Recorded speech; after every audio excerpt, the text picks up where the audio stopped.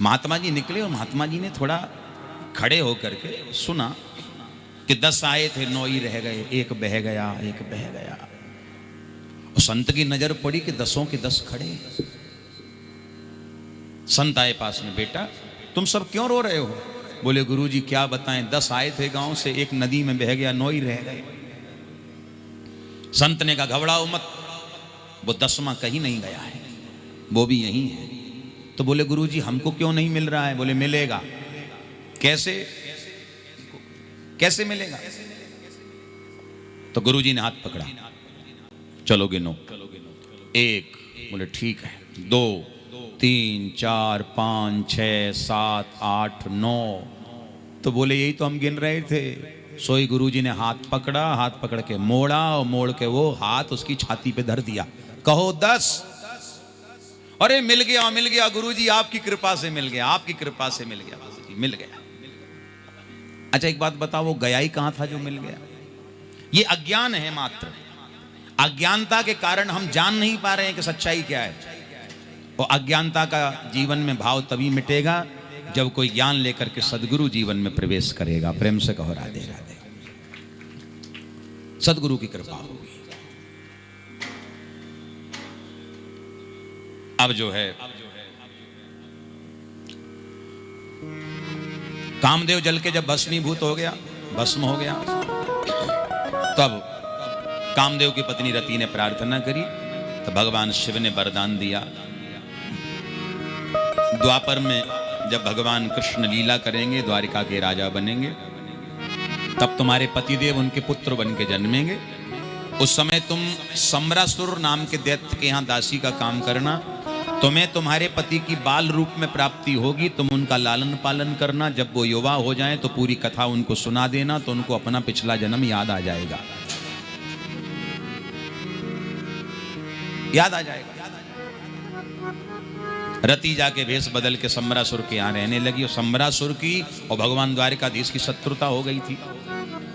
जब नारद जी के द्वारा सम्रासुर को पता लगा कि भगवान द्वारिकाधीश के यहाँ पुत्र जन्मा है, सोई सम्रासुर ने भगवान के पुत्र का अपहरण कर लिया और अपहरण करके समुद्र में फेंक दिया। समुद्र में एक विशाल मछली ने निगल के उसको अपने पेट में रख लिया।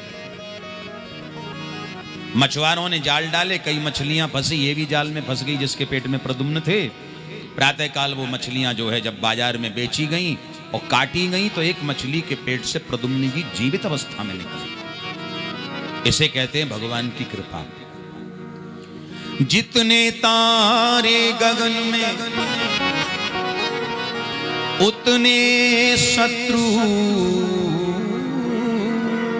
होए, जा पे कृपा गोपाल की, बाल न बांका हो।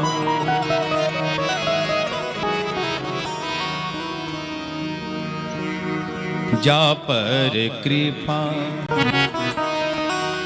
राम की होई, ता पर कृपा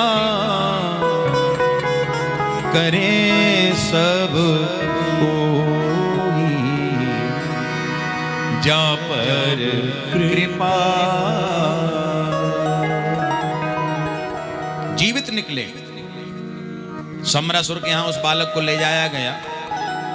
सम्रासुर ने कहा ऐसे बालक तो रोज जाने कितने मिलते हैं, जिसे आवश्यकता उसे दे दो। वहीं रति भेष बदल के खड़ी थी, वो जान गई कि यही हमारे पति कामदेव हैं। गोद ले लिया, लालन पालन किया।